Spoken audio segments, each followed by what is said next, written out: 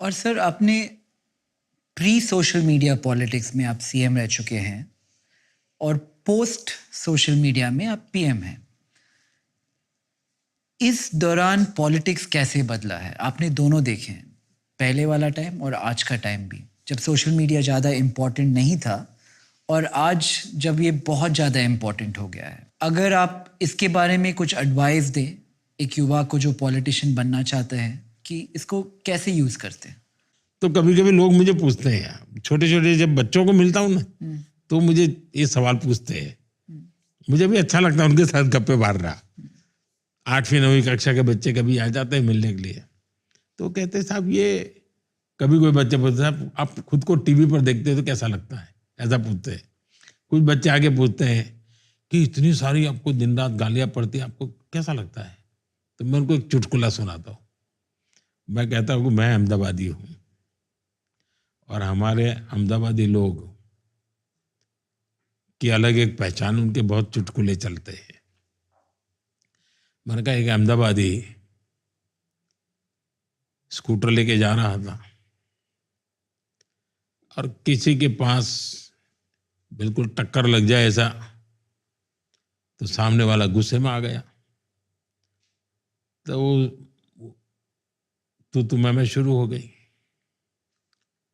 वो गालियां देने लगा। ये जो अहमदाबादी था अपना स्कूटर लेके ऐसे ही खड़ा रहा, वो गालियां देता ही जा रहा था। इतने में कोई आया, बोले यार भाई तुम कैसे इंसान हो, ये गालियां दे रहा है और तुम ऐसे ही खड़े हो।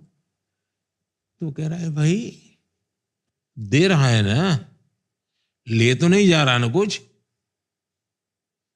ये अहमदाबादी की टिपिकल, दे जा रहा है कुछ, ले तो नहीं जा रहा है। तो मैंने भी मन बना लिया कि ठीक है भाई, दे रहे हैं गालियां, उनके पास जो होगा वो देंगे, मेरे पास जो होगा मैं दूंगा। लेकिन आप सत्य के धरातल पर होने चाहिए, आपके दिल में पाप नहीं होना चाहिए। अगर आप, वरना, अच्छा कोई मुझे बताए साहब, आप पॉलिटिक्स में नहीं है, एक ऑफिस में काम करते हैं, क्या उस ऑफिस में ऐसा नहीं होता है क्या? एक विशाल परिवार है और उसमें भी दो भाइयों के बीच में कोई थोड़ा तनातनी हुई तो ये होता है कि नहीं होता है?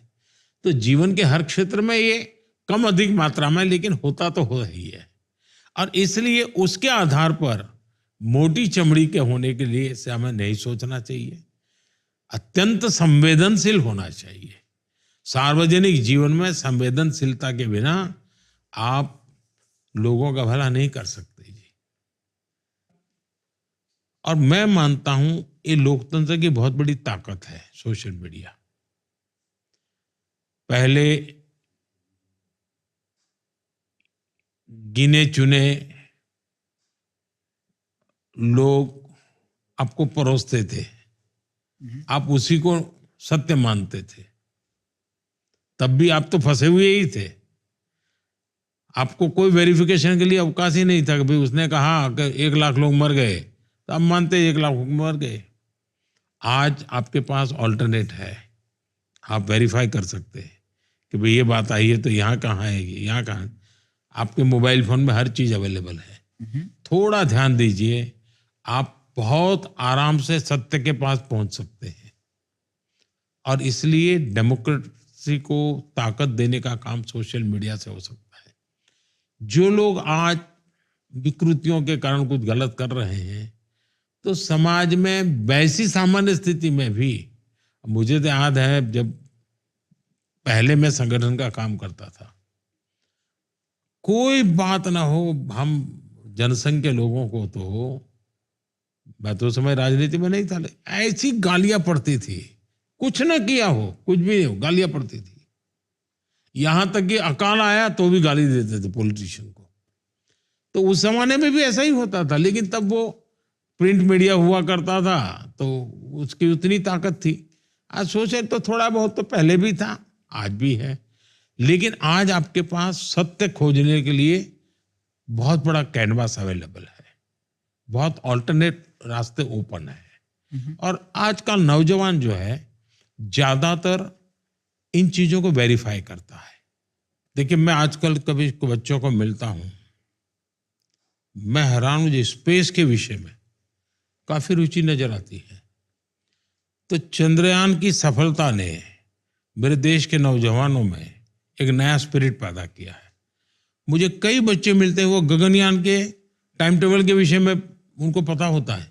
सोशल मीडिया की ताकत देखिए, वो फॉलो करता है कि गगनयान का क्या हो रहा है, एस्ट्रोनॉट का क्या हो रहा है, किसकी कहाँ ट्रेनिंग चल रही है। 8वीं 9वीं कक्षा के बच्चों को पता होता है। इसका मतलब ये हुआ कि सोशल मीडिया एक प्रकार से नई जनरेशन के लिए एक बहुत बड़ी ताकत भी बन रही है, और मैं उसको उपयोगी मानता हूँ। जब मैं नया नया राजनीतिक क्षेत्र में आया, तो मैं तो बहुत छोटा था, तो मुझे तो कोई गाली खाने का प्रश्न नहीं आता था, लेकिन ऊटपटांग चीजें मैं सुनता था। तो मुझे लगता है ये क्यों ऐसा बोलते हैं लोग, क्यों ऐसा करते हैं। फिर धीरे धीरे मुझे समझ में आया कि भाई ये एक क्षेत्र ही ऐसा है कि इसमें आपको जीना है।